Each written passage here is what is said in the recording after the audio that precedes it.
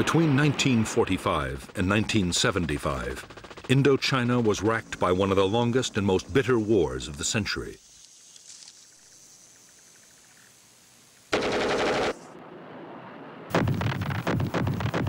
The battle for Vietnam drew in millions of soldiers, Vietnamese, French, American, Australian, Korean, and British, and profoundly affected the lives of vast numbers of civilians.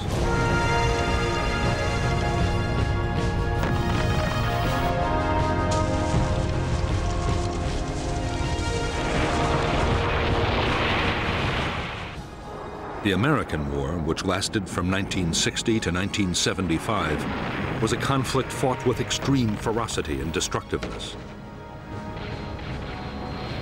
There was, on the ground, a guerrilla war of firefights, merciless search and destroy operations, and endless sieges, and also an air war of extreme intensity. 8 million tons of bombs wrought havoc on the landscape and people.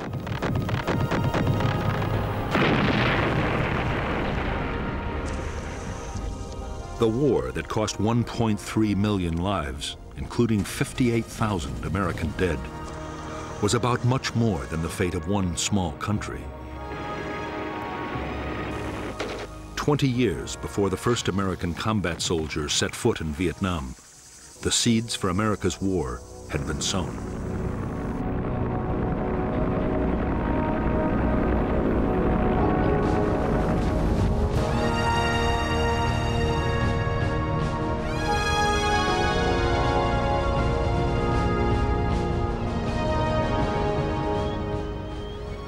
With the partitioning of Europe, east and west, after World War II, the Western powers were on the alert for communist gains in the territories of the old empires. Soviet expansion in Europe was perceived as the greatest threat.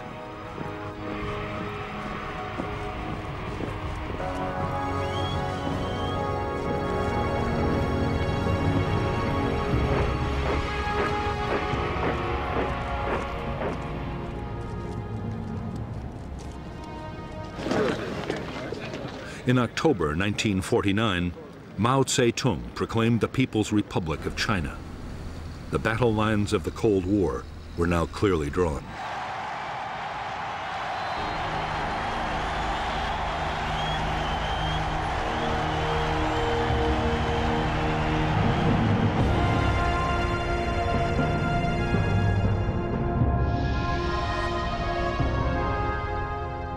To American strategists, the communist victory in China fueled the fear of Soviet and communist expansion.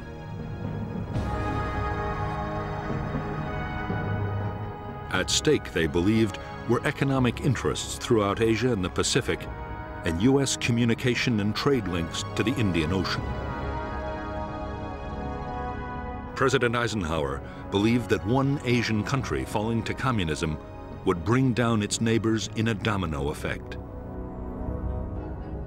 Soviet and Chinese power would advance southwards until even the Australian continent was threatened.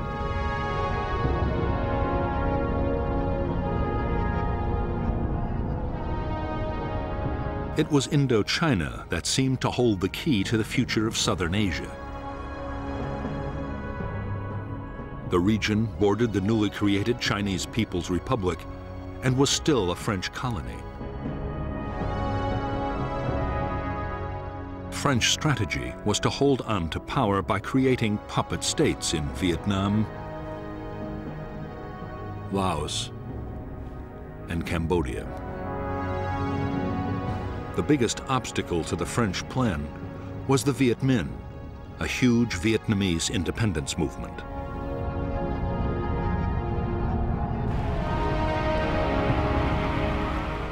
In September 1945, under the leadership of Ho Chi Minh, the Vietnamese League for Independence, known as the Viet Minh, took Hanoi from the Japanese occupying forces and declared independence for the Democratic Republic of Vietnam. In the south, the Japanese surrendered to the British. However, France still considered Vietnam her colony. General Gracie, the British commander, ordered the Japanese rearmed to fight the Viet Minh to retake the colony. Thus the French Indochina War began.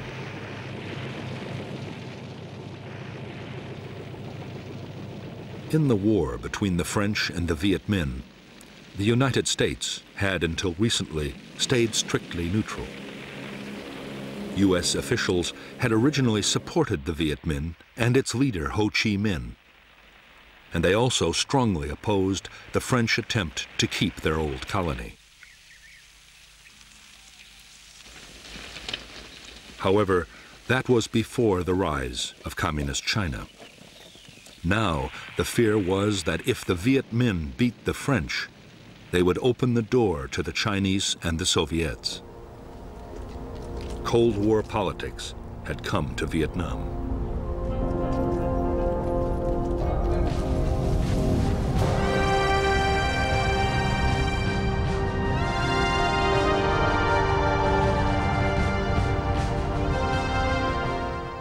The Soviet Union and China recognized the Viet Minh as the only legitimate government of Vietnam in January 1950. Already China was giving Ho Chi Minh arms, ammunition, and training bases.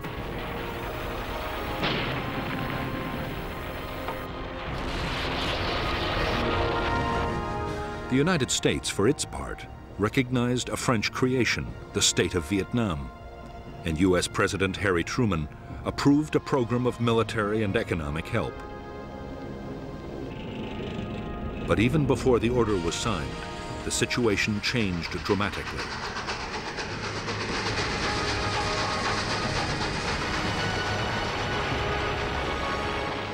In June 1950, war broke out in Korea.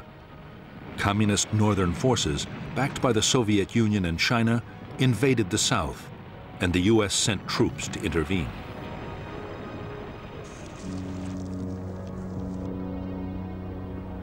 By October, American units were locked in combat with Chinese divisions on the Korean battlefield. Now, it seemed to the United States more important than ever to contain China on every possible front. That meant a massive increase in backing for the French in Vietnam.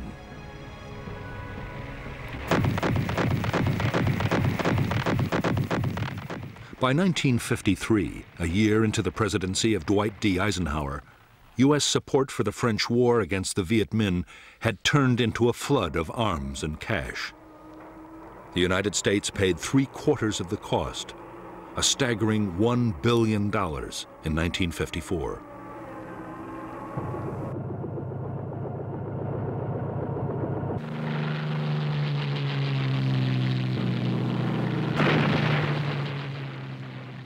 The problem was that even with colossal American aid, the French were failing to beat the Viet Minh. The guerrillas now numbered 120,000 trained troops, backed by 200,000 local fighters.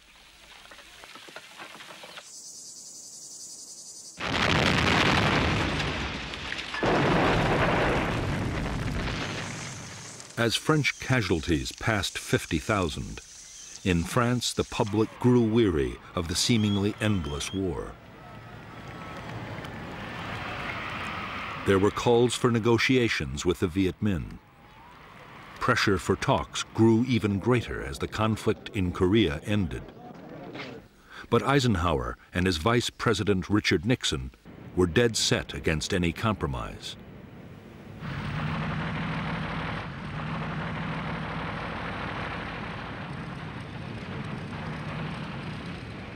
In spite of U.S. opposition, some kind of peace effort in Indochina looked inevitable. The hope was that the French might win a major battlefield victory and so strengthen their hand in any talks. The result was a plan for a big offensive in late 1953. The main effort would be in southern Vietnam, but the French also meant to launch a blocking operation in the north that just might deliver a major victory.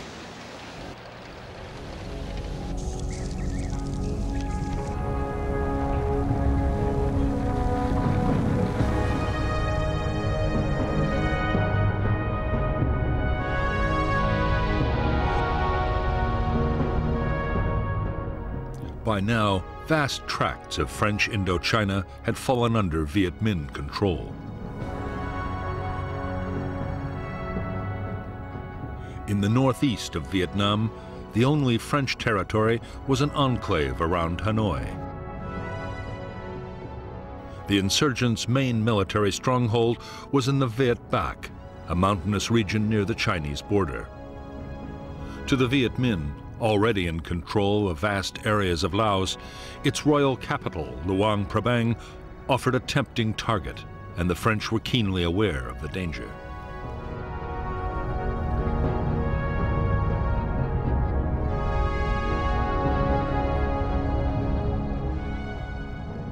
The French plan was to create at Dien Bien Phu, deep in hostile territory, a fortified base which would threaten the enemy's supply lines to Laos. Just as important, the fort might act as bait, luring the Viet Minh to attack with their best troops.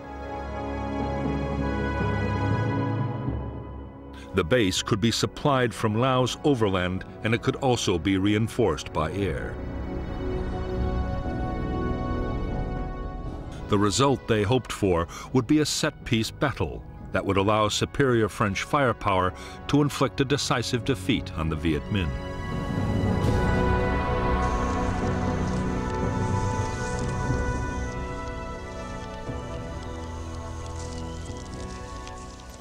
In late November 1953, the Viet Minh's 316th Division advanced towards Laos, just as the French had expected. On November 20th, 800 elite French paratroopers, including a battalion of the Foreign Legion, were dropped near Dien Bien Phu. The reaction of the Viet Minh was to march elements of 5 more divisions towards the French camp.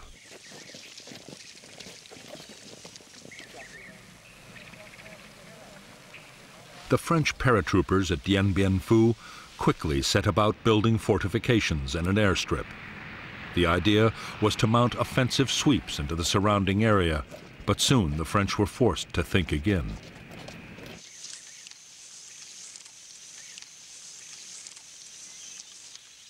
As the Viet Minh massed around the base, it became suicidal to venture far outside. Within 2 months, as the noose around Dien Bien Phu was drawn ever tighter, even a fighting withdrawal was no longer an option for the French.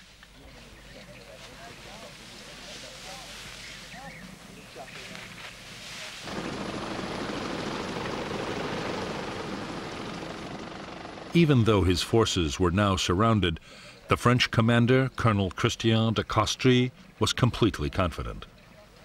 He was certain that aircraft could supply all the base's needs. Only enemy artillery posed any real danger.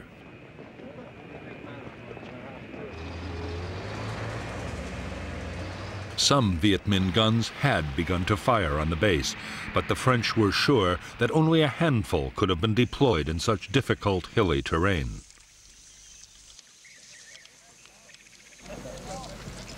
As for Viet Minh supplies and reinforcements, French air power would make sure they never reached Dien Bien Phu.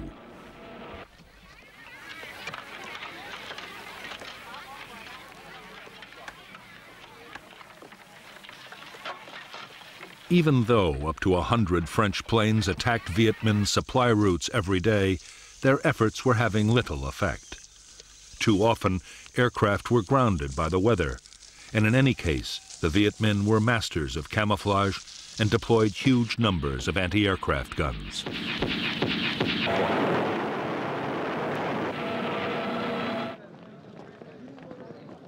In a massive effort over several months, General Voi Nguyen Giap, the Viet Minh commander, used 50,000 support troops to deploy more than 200 artillery pieces and anti-aircraft guns and a vast supply of ammunition around Dien Bien Phu. It was one of the most extraordinary feats of logistics in military history. To the 10,000 French now inside the base, the realization that they were surrounded by field guns and mortars and 4 deadly Soviet Katyusha rocket systems came as a dreadful shock.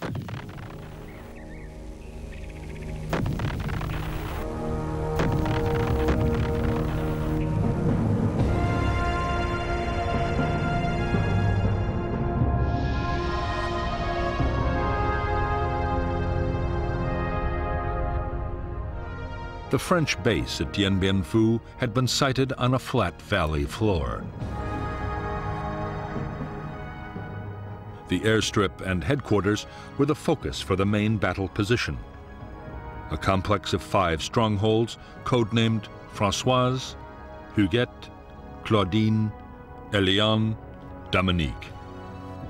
To break up attacks, strongpoints Anne-Marie, Gabrielle, Béatrice, and Isabelle had been created on a series of low hills. The base was manned by 9 infantry battalions and 2 crack parachute battalions. For support, there were artillery and mortars, light tanks, and fighter bombers.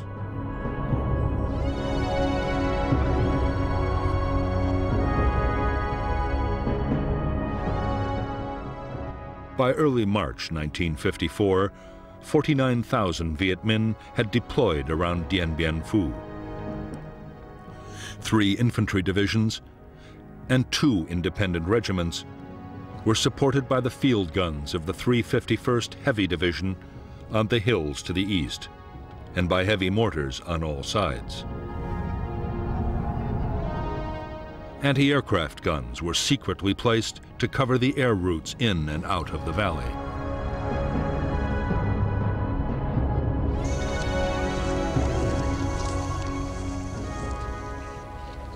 As the weeks went on, Viet Minh artillery fire caused more and more casualties amongst the French at Dien Bien Phu. The fortifications had never been meant to withstand heavy artillery, and the French were horrified to find that neither counter-battery fire nor airstrikes were able to silence the enemy guns.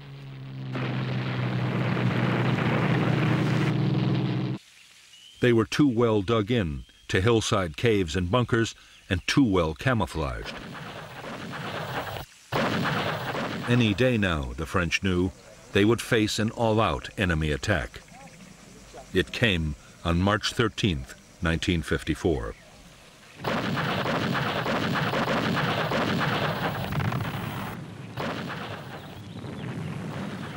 The Viet Minh assault began with a massive artillery bombardment. French gun positions in the central area were hammered.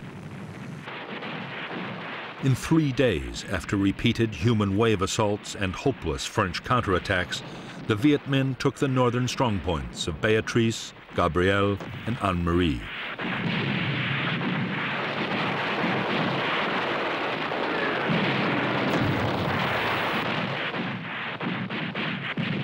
The loss of their northern outposts cost the French 1,500 men. The Viet Minh had suffered much worse, nearly 7,000 killed and wounded, but they had proved that the French defenses could be overcome.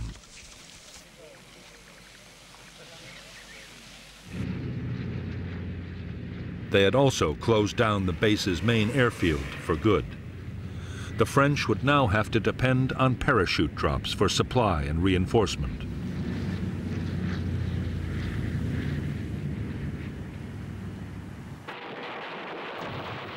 After a 2-week lull, the Viet Minh renewed their offensive.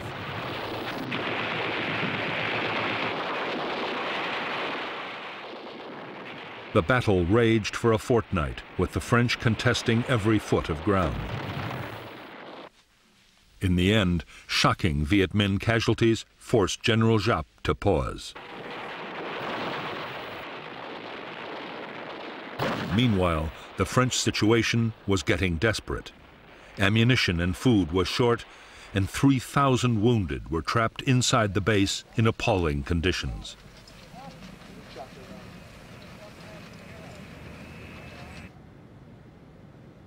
With disaster looming on the battlefield, the French appealed to the United States for help.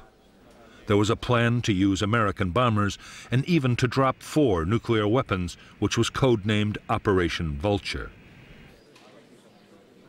But Eisenhower ruled out any American military intervention unless other allies took part. None agreed to help. The French at Dien Bien Phu were to be left to their fate.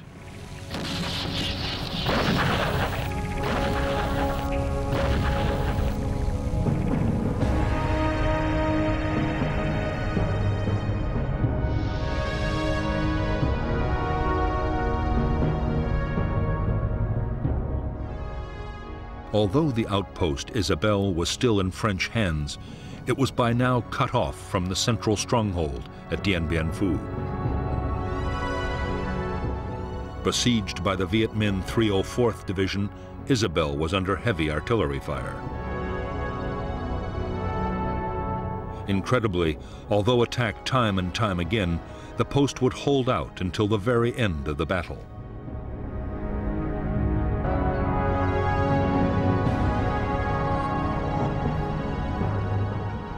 In the central sector, Strong Point Françoise had been abandoned, and the Viet Minh had captured Dominique along with part of Elian and Huguet.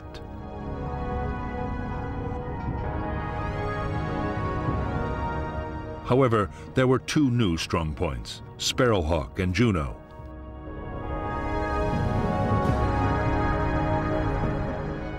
Meanwhile, the Viet Minh had adopted new tactics in an attempt to reduce their terrible casualties. Secretly, they had dug more than 50 miles of trenches, creeping right up to the French perimeter. The final Viet Minh assault came on the night of May 1st, 1954.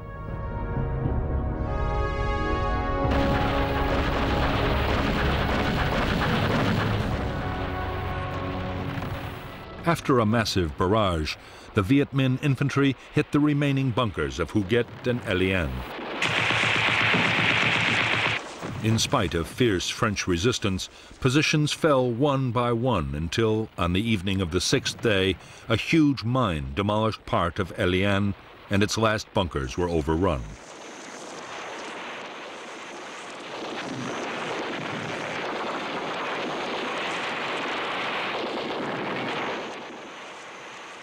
At 5:30 p.m. on May 7, 1954, Vietnamese forces occupied the French command post, and the French commander ordered his troops to cease fire.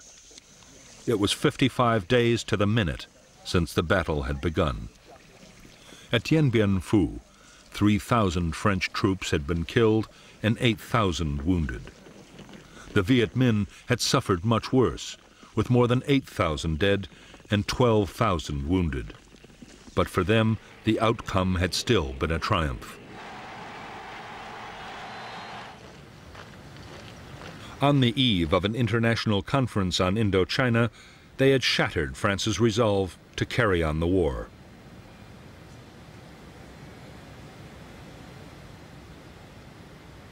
The Viet Minh expected that the negotiations at Geneva would open the way for full Vietnamese independence and a major role for them in running the new country.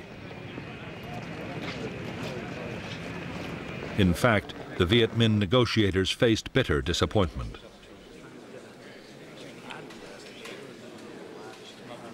Behind closed doors, Chinese Prime Minister Zhou Enlai struck a deal with the French and forced Ho Chi Minh to agree that the country be divided into two zones.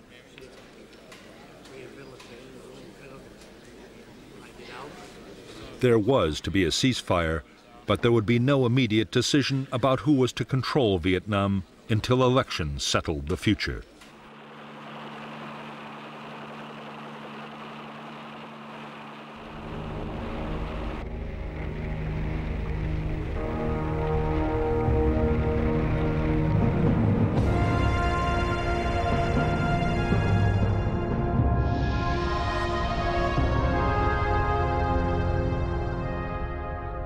After Dien Bien Phu, the Viet Minh had controlled nearly 3/4 of Vietnam and parts of Laos and Cambodia.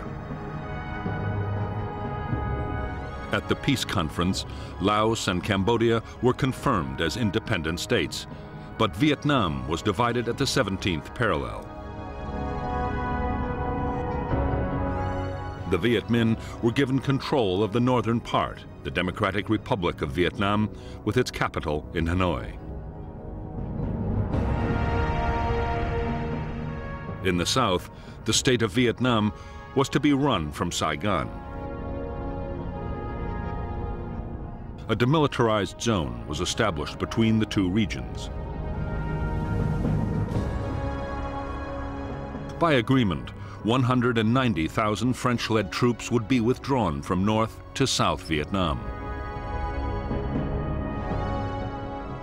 80,000 Viet Minh troops in the south, mostly Southerners, would go to the north.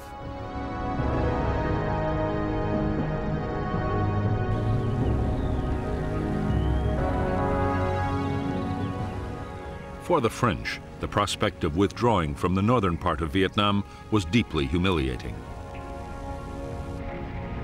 However, they still assumed France would continue to play a major role in the south. The illusion would not last for long. France's role was already being taken over by the United States.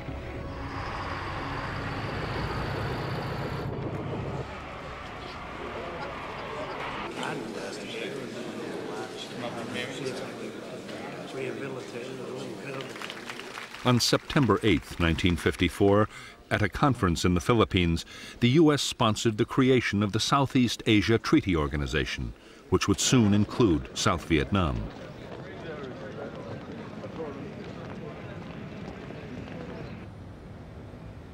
The Americans were now dealing directly with the new South Vietnamese government, led by Prime Minister Ngo Dinh. They had begun to bypass the French completely.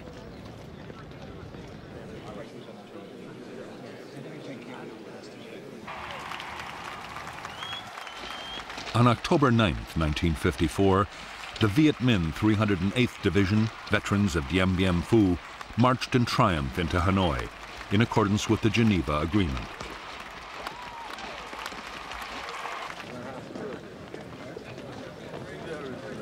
At the same time, the last French troops in the north prepared to leave. With them went 850,000 refugees, encouraged by a CIA black propaganda campaign and fearing for their future under Viet Minh rule.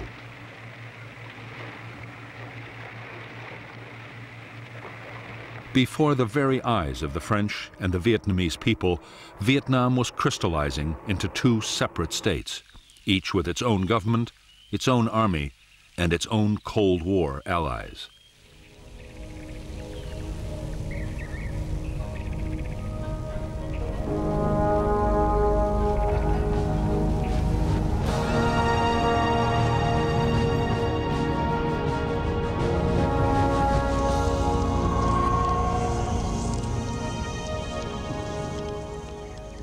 For Ho Chi Minh, the North Vietnamese president, the years following the Geneva Agreement were bitterly disappointing.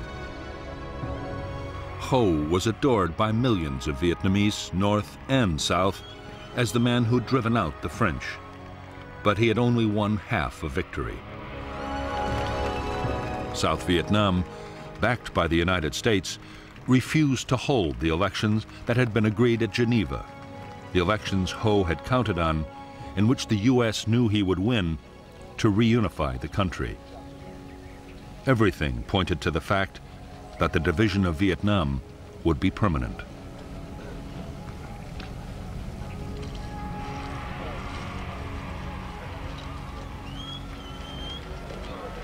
As a nationalist and founder of the Indo-Chinese Communist Party, Ho Chi Minh was fast transforming North Vietnam.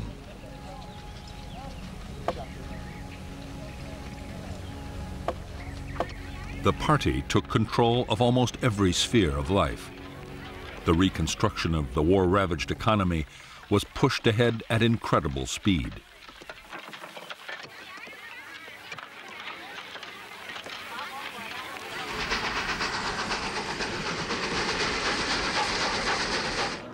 One of Ho Chi Minh's highest priorities was to get as much aid for North Vietnam as he could from the Soviet Union and China.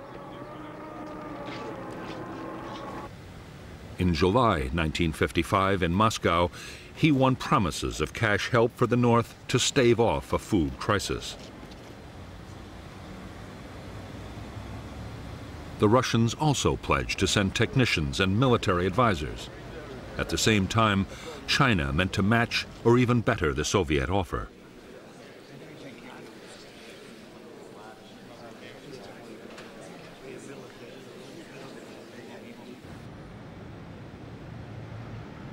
Although Ho Chi Minh's greatest ambition was to reunify North and South Vietnam, so far he had urged his followers to be patient.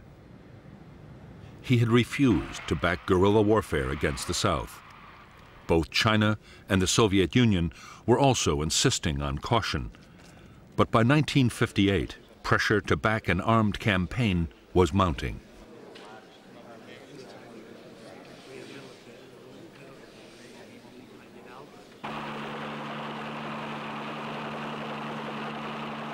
The tens of thousands of southern Viet Minh soldiers who came north after the Geneva Accords were by now restless and homesick. There was more pressure from inside the South, where the Viet Minh that had stayed behind were being wiped out by the new regime.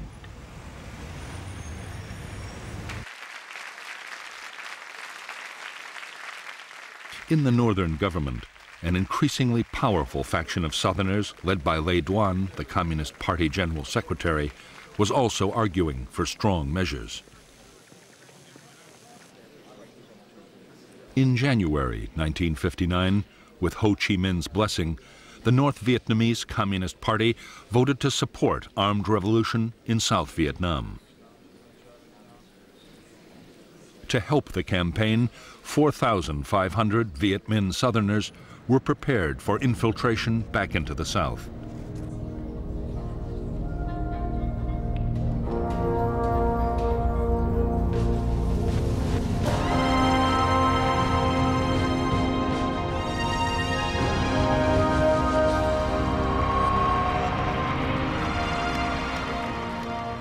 By 1957, 2 years after taking power in South Vietnam, Ngo Dinh Diem had impressed the United States. He had used the army forcibly against gangsters and armed religious groups. It had looked for a while as if President Diem could create a viable non-communist state in South Vietnam and win the support of the Southern people.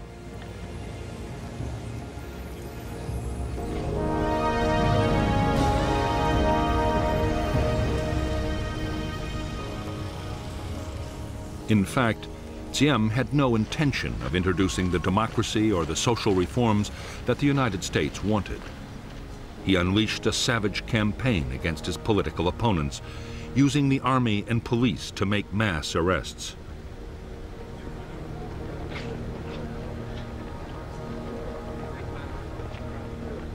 There was widespread torture and summary executions. At the same time, Diem's own family built up enormous wealth and power, while most of the South Vietnamese continued to live in dire poverty.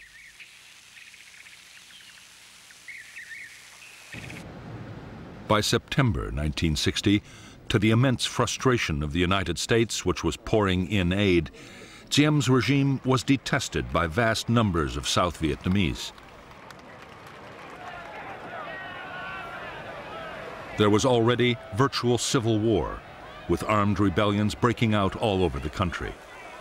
Increasingly, the revolts were being led by nationalist and communist guerrillas, and some trained men infiltrated down from the north.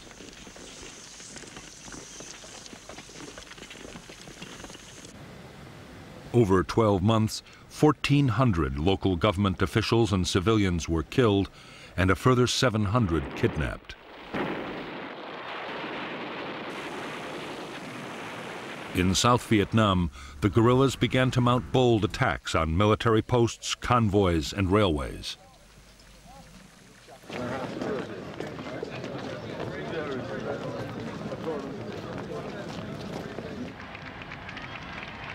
As events in South Vietnam spiraled towards chaos, in January 1961, John F. Kennedy took office as the 35th President of the United States. Almost at once, Kennedy faced a series of Cold War crises. Soviet Premier Nikita Khrushchev was preparing to resume atmospheric testing of atomic weapons. Khrushchev also promised to increase Russian support for communism around the world.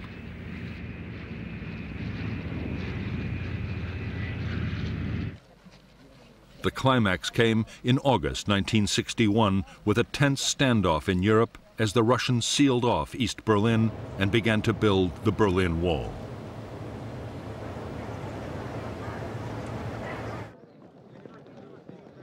Kennedy's reaction to the sense of mounting threat was to order a massive strengthening of American defenses. He ordered the call-up of 150,000 military reservists. A program was launched to build public nuclear fallout shelters right across the United States.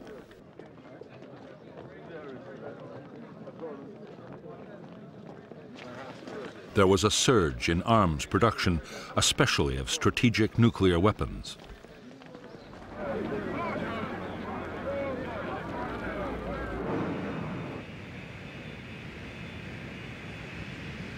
With so many immediate crises demanding the attention of the president, Vietnam was far down the White House agenda. All the same, concern was growing. The South Vietnamese guerrillas were now 17,000 strong. In September 1961, there were 450 attacks, some involving hundreds of guerrillas at a time.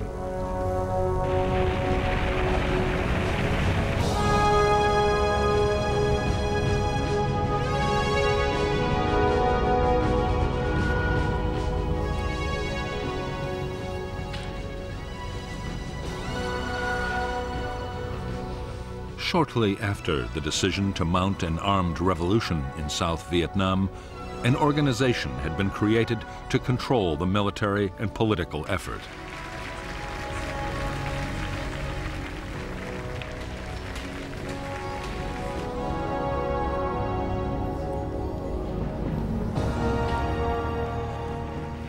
This organization, the National Liberation Front, represented a wide range of political, ethnic, and religious groups.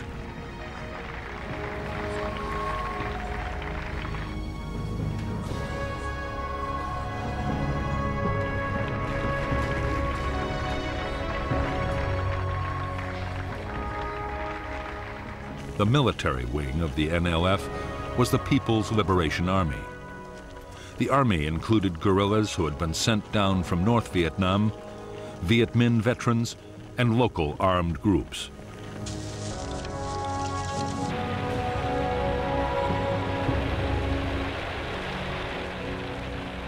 The main purpose of the force was to support the political battle, and the civilian leaders of the front kept tight control.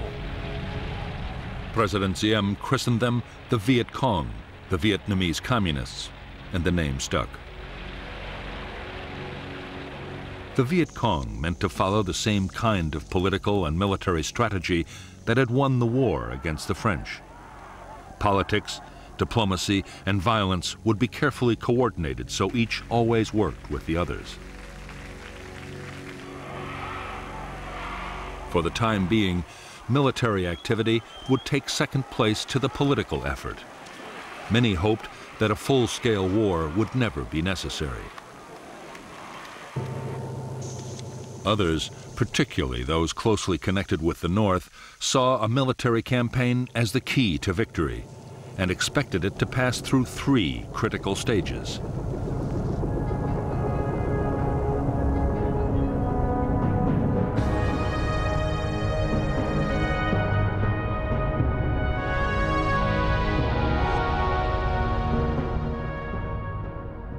In the first phase of the revolution, with the National Liberation Front's insurgents greatly outnumbered by Saigon's army, the task for guerrilla units would be to survive in the face of government attack.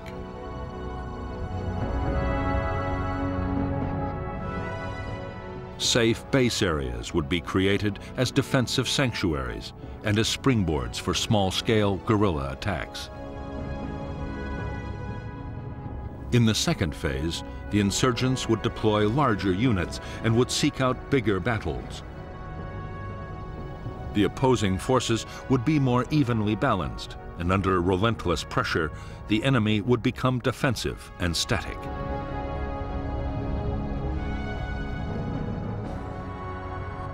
In the third phase, at the key moment when the NLF became stronger than the government army, they would launch large-scale assaults against enemy installations and seek out decisive conventional battles.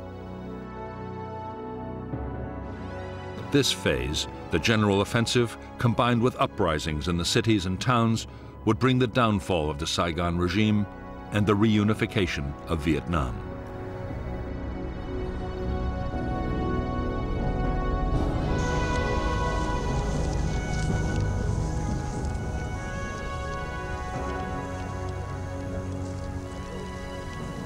While the revolution was in its early phase, the NLF meant to build up its organization as fast as it possibly could.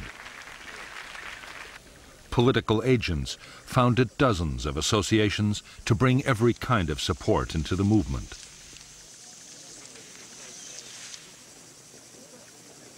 There were associations for women, farmers, students, and workers. In less than 2 years, the front claimed 300,000 members.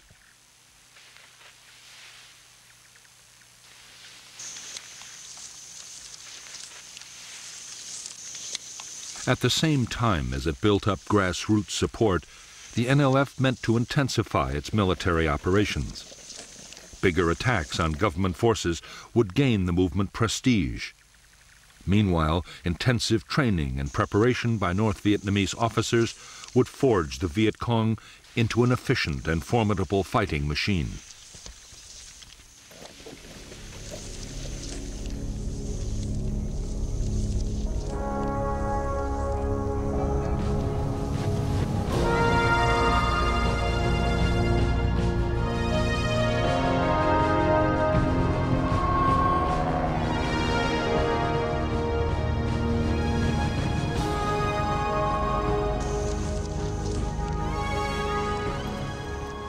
As the NLF tightened their grip on the countryside, the South Vietnamese army began to behave exactly as the guerrillas had expected them to.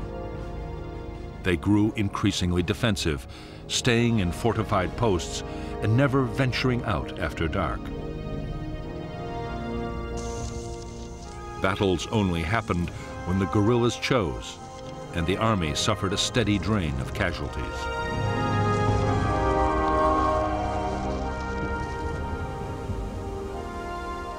By now, there were 900 American military advisors in South Vietnam, charged with building up and training the South Vietnamese armed forces. They were appalled by the Army's dismal performance against the guerrillas, but saw no reason why the South Vietnamese shouldn't be able to cope. What they wanted was a much more aggressive approach.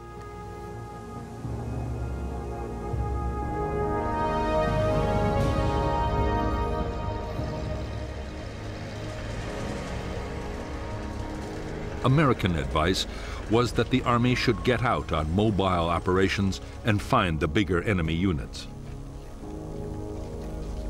The Civil Guard and militia could look after local security. The Americans developed a counterinsurgency plan, supposed to better coordinate the different forces, but progress on the ground was painfully slow.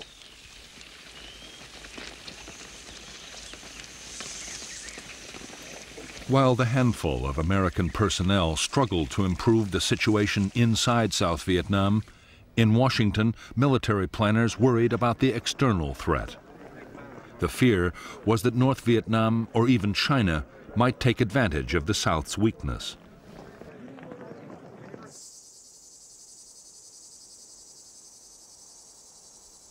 Already, with the approval of the White House, a contingency plan had been drawn up for putting in American combat troops if an invasion looked imminent.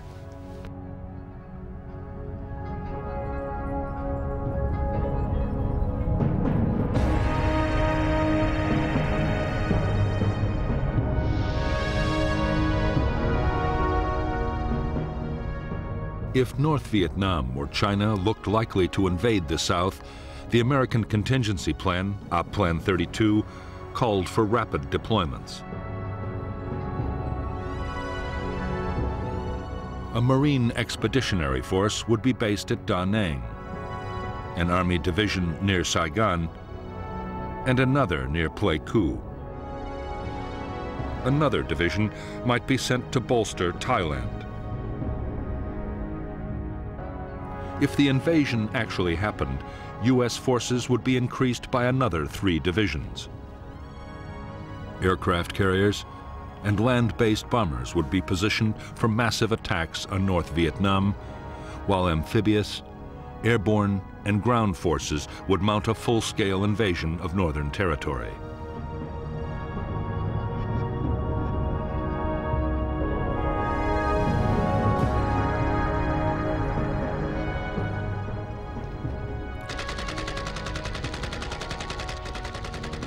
By now, the guerrilla war in South Vietnam looked so dangerous that American military planners believed the country might collapse even without a northern invasion. The Joint Chiefs of Staff, the President's military advisors, argued that the best option was to implement Op Plan 32 anyway and put 3 divisions into South Vietnam. The first 20,000 men would show the United States was serious. They believed the rest, up to 70,000 troops, would be enough to clean up the guerrilla threat altogether.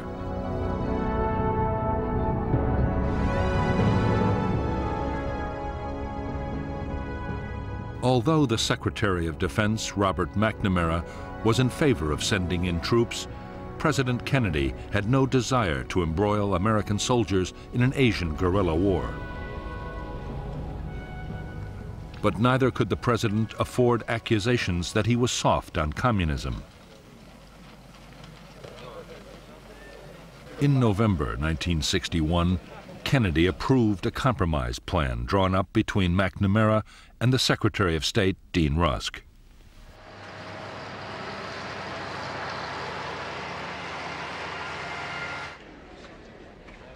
Phase 1 of the Vietnam Plan would see a big increase in financial support for the South Vietnamese Army.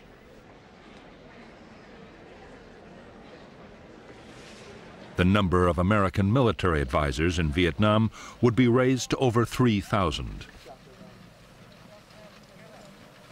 More American equipment would be sent, including helicopters, 300 pilots to fly them, and maintenance personnel. For the time being, the president put off a decision on the second phase, the possible deployment of American combat troops.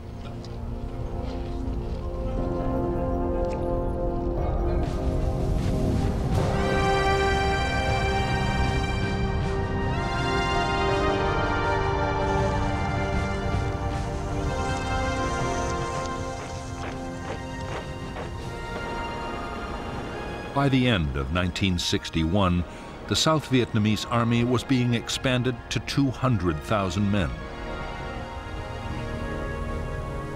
South Vietnam also had Marine units, a small air force flying American aircraft, and a Navy for coastal patrol.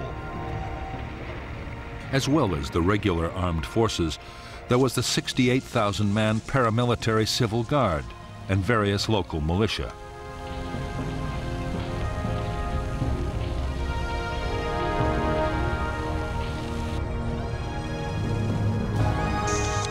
Since the United States had started rebuilding the South Vietnamese Army back in 1955, the force had been organized, armed, and trained to fight large-scale battles. The danger had been expected to come from the North Vietnamese or Chinese armies, not from guerrilla bands.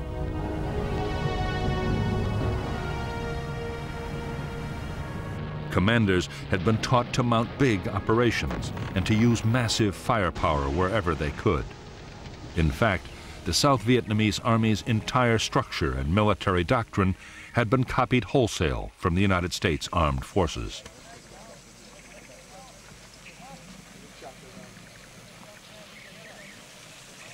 Senior American commanders had no doubt they were teaching the South Vietnamese the right tactics for the war they had to fight. Their main worries were about leadership and morale.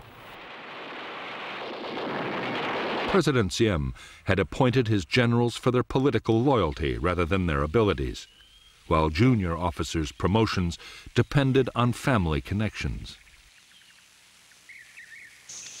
As for the men, they were sometimes so poorly supplied they had to steal food. Desertions were running at 400 a month.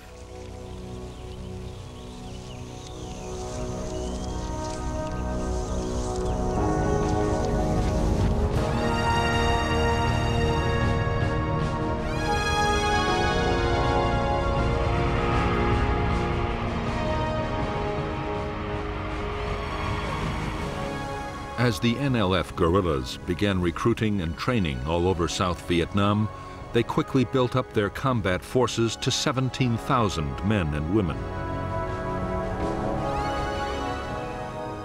These were the main force troops, uniformed and trained to fight anywhere in units hundreds strong. Main force battalions were under the direct control of the NLF High Command, and a high proportion of their officers were trained troops from the north.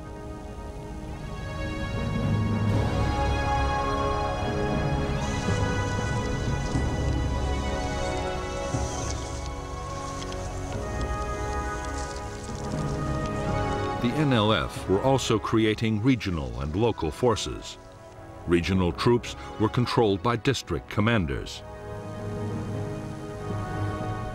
They were less well armed and trained than the main forces, but their scattered units could come together to create powerful formations whenever they were needed.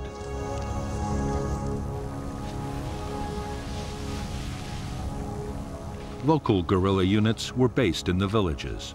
They were part-time soldiers whose main job was to defend areas where the NLF was gaining control. In villages where the movement's influence was weaker, they served to intimidate opponents and show the wishes of the NLF were always to be taken seriously.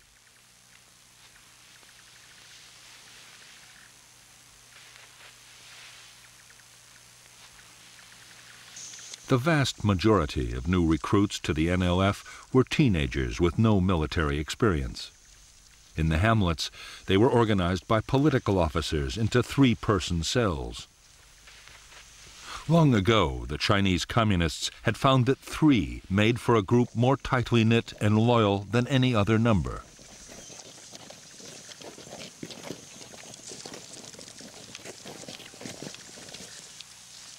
Although some weapons from the north, including Chinese mortars and machine guns, were beginning to reach NLF units, most guerrillas had to use whatever they could get.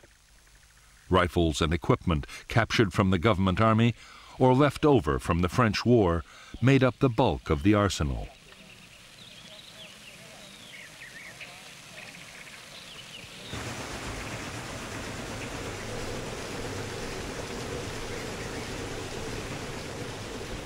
There were also secret factories making small arms and turning out grenades and mines in enormous numbers.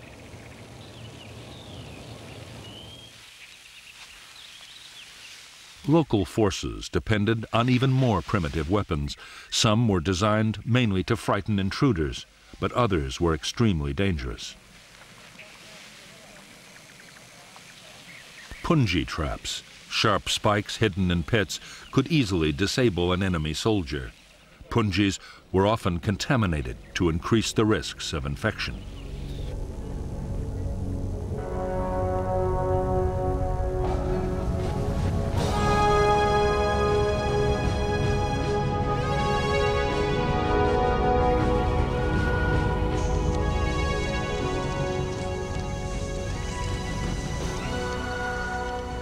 By the end of 1961, the Saigon government was forced to admit it was faced with a full-scale war.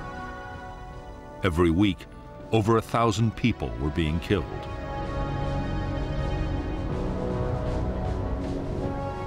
All over the country, the NLF were organizing whole districts along communist lines, controlling education, health, and agriculture.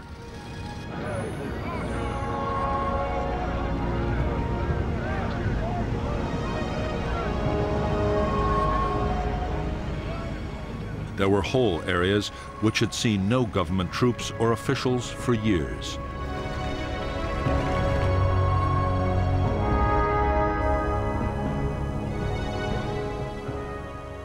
In spite of all the setbacks, American military advisors in South Vietnam were still confident the fight against the communists could be won.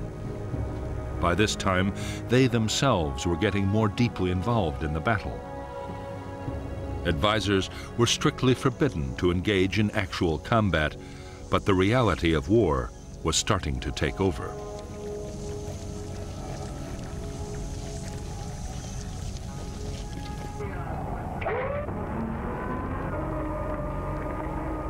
On December 11th, the helicopters promised by President Kennedy arrived at the Saigon docks.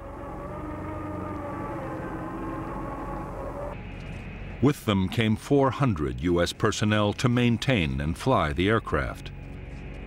Within weeks, the helicopters and their American pilots would be in action on the Vietnamese battlefield.